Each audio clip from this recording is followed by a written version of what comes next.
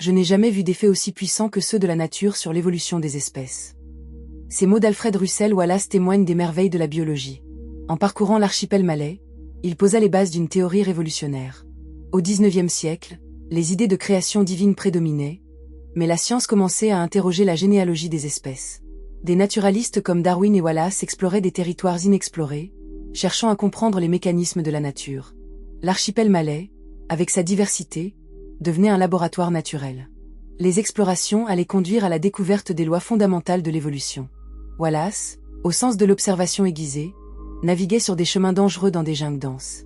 La chaleur écrasante de ces forêts tropicales, mêlée aux odeurs humides de la végétation pourrissante, créait un environnement à la fois envoûtant et oppressant.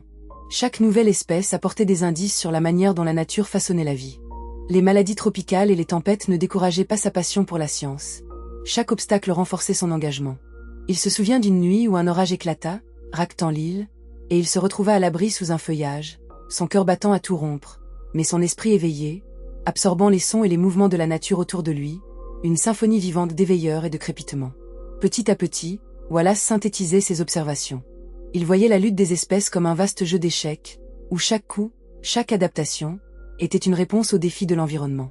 Dans sa tête, il commençait à entrevoir la sélection naturelle non simplement comme un concept abstrait, mais comme une réalité dynamique et palpable, où les plus adaptés triomphaient.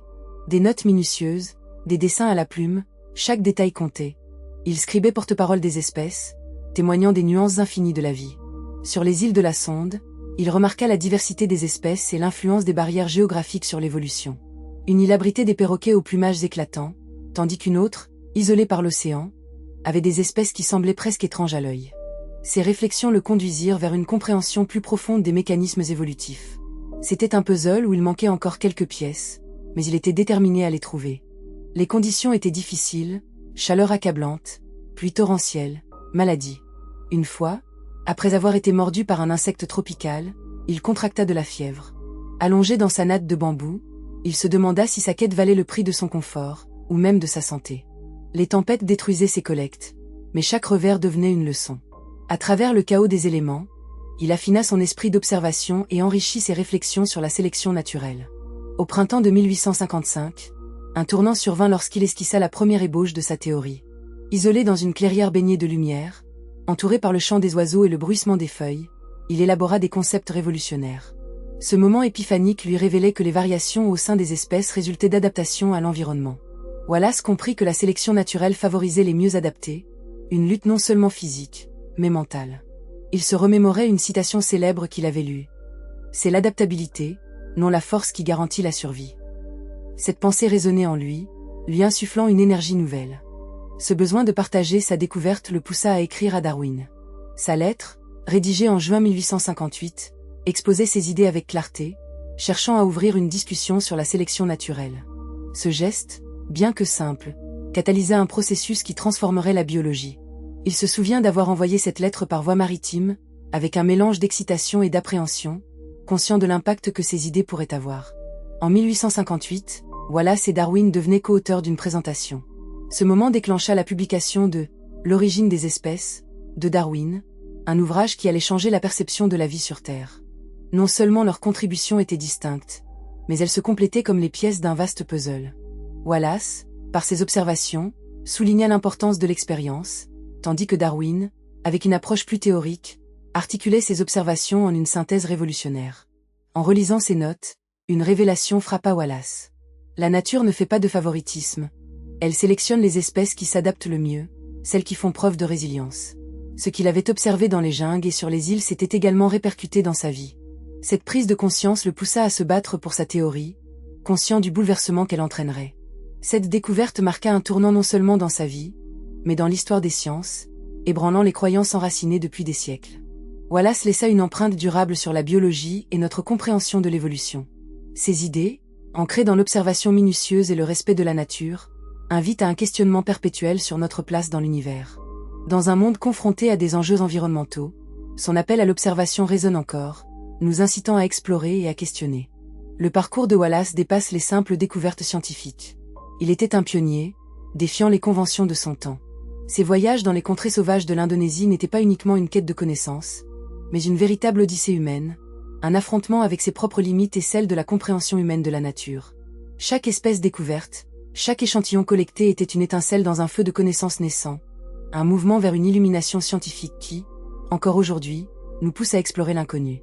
En 1860, lors d'un célèbre débat au sein de la British Association for the Advancement of Science, Wallace et Darwin se retrouvèrent au cœur d'une vive controverse. La publication de « L'origine des espèces » avait provoqué une onde de choc. Les idées de Darwin sur la sélection naturelle étaient en désaccord avec les doctrines religieuses de l'époque. Wallace, bien que moins en vue, soutenait que la science devait être un espace de liberté d'expression, un lieu où chaque idée pouvait être judicieusement évaluée. Cette lutte intellectuelle de Wallace soulignait non seulement son engagement envers la vérité scientifique, mais aussi son courage face à une opposition croissante. Les années passèrent et le débat sur l'évolution s'intensifia. Les sciences naturelles, tout comme la société victorienne, se trouvaient à un carrefour. Wallace, avec sa rigueur scientifique, continuait à défendre ses idées, mais il se heurta à l'indifférence de certains scientifiques de renom. Pourtant, malgré les difficultés, il persévérait, luttant pour faire entendre sa voix. Dans l'intimité de ses lectures, il trouvait une force renouvelée. Ce besoin d'affirmer la véracité de ses observations devenait sa boussole dans un océan tumultueux d'idées contradictoires. Sa détermination à publier, le meilleur de ses travaux sur l'évolution, lui valut l'admiration croissante de ses pairs. Ce livre, riche en observations précises, fut une réponse aux critiques, consolidant sa place dans l'histoire de la biologie.